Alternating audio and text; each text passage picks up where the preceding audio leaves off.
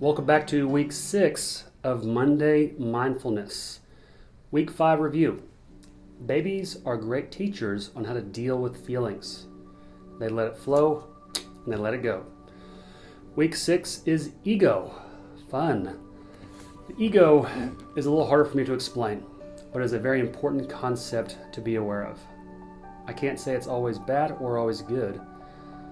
I can say it's one of the biggest roadblocks that keeps us from getting to our happiest, most peaceful selves. When you talk negatively about others behind their back, as if you are better than them in some way, that is ego. If you think you are always the victim, you are living as ego. Remember, you are the author of your life.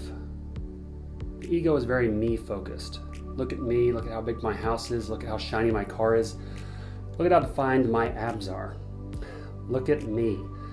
Look at how great I am. Or on the other side of ego is the woe is me. The poor me. Why don't I have that car, house, job, money, freedom, appearance, whatever? That comparing yourself to others is ego. Even holding a grudge against someone for not inviting you to that thing is ego. When we fall out of the attitude of gratitude for all the blessings we do have, it's easy to fall into the attitude of complaining for what we think we don't have. The ego is something to be aware of in all of us, myself included. It's not all bad. It does put a roof over your head. It puts food in your belly. It helps you survive. The ego is just a subconscious program that runs in the background of our conscious minds.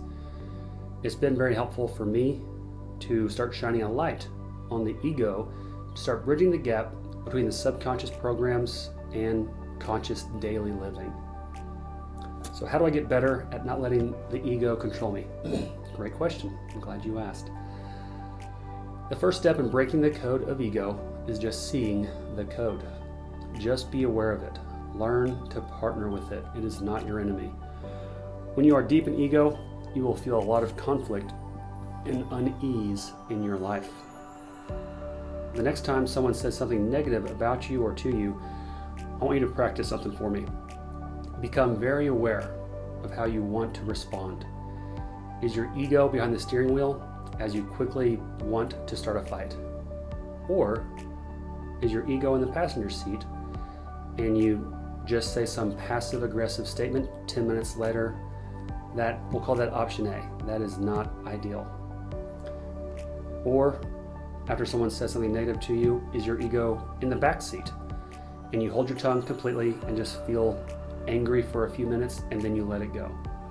That's option B. That's better, but not ideal. Or lastly, is your ego not even in the car and you can see through that person's insulting words to their broken inner child that needs love like we all do? Instead, you pour out love to them as fast as you possibly can to jumpstart their own inner healing. That's option C, and in my opinion, that's an ideal response. Trigger their healing. If any part of you was offended while hearing this message, please know it's not you, it's your ego. Don't fret, we all have one. We are all more connected than you might think. Homework for the week. Try to find a moment in your day when you can identify your own ego. Say hello to it. Hear what it has to say, and don't let it take the wheel while you drive down the highway of life. If you have made it this far, me and my ego both love you. Let's have a great week.